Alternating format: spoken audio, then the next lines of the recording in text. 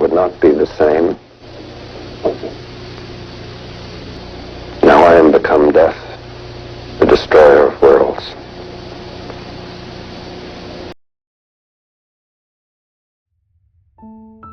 Human beings experience loss in a deep and personal way. Usually, when considering the biggest dangers to our emotional well-being, loss emerges triumphant as the single most scattering factor to any life. Loss may be the splitting of a relationship, the death of a loved one, or maybe the evaporation of something positive in one's future. Oppenheimer teaches us about a different type of loss. It teaches us about the loss of humanity itself. Now you may look around, tug on your sleeve, check yourself in a mirror and say, well Joel, I'm still here. Humanity, in fact, was not destroyed. And to that I would say you are far too confident in the idea that your physical makeup has even the slightest relevance to the humanity I speak of. Oppenheimer is a movie with serious visual weight, much of which is concentrated on Robert J. Oppenheimer, as he endures the turmoil of being the first man to kill thousands within seconds. Well, the world saw seconds. We saw a decade. Our decade was not filled with many explosions or single moments of great shifts in the human condition. Rather, it drip-fed us the idea of gradual change spreading over the world. Some may say the infection of war was consuming the globe. Others argue that our future was actually staring back at us, slowly casting a shadow over a time of scientific and engineering brilliance. To achieve brilliance, the people of the 40s were forced to write their music and pack it into the barrel of a gun, or fire it out of a tank for it to be appreciated. National pride was high, xenophobic hatred was on the rise, and though many didn't agree with the final solution, the Jewish question still riddled the mind of the masses. Was it Nazism that our guns were really pointed at? Or Judaism? Or communism? Or maybe ourselves? Is it not self-hatred to build nuclear weapons?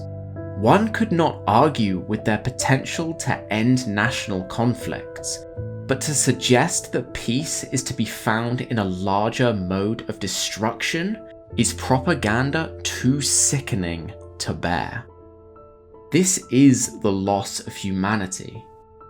While lives perished across our little blue world, we faced, and to a certain extent still face, a far greater consequence of the corruption of the artist and the scientist.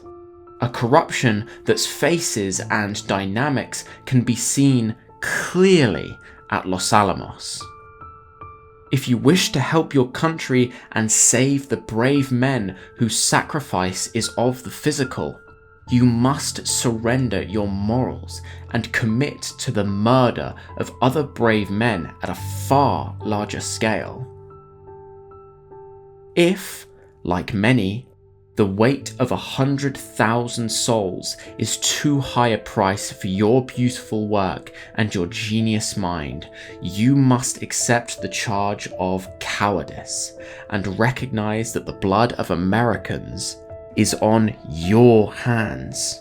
Not our hands, your hands. Moral conundrums are for the consumption of artists and romantics.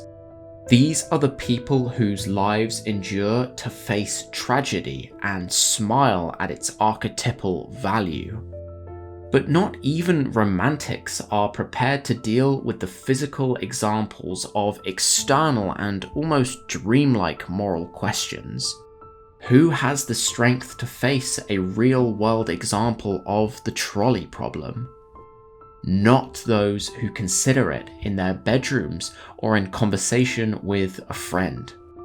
It seems, as I write this, that I prescribe, onto the times of Oppenheimer and the Big Bomb, a rehashing of history that is totally unrealistic and based only on my own naivety.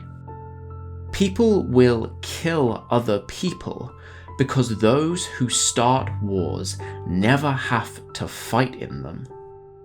Those who become richer from the production of a gun will never have to take a bullet. And those who ask scientists to commit philosophical suicide have themselves been dead for years.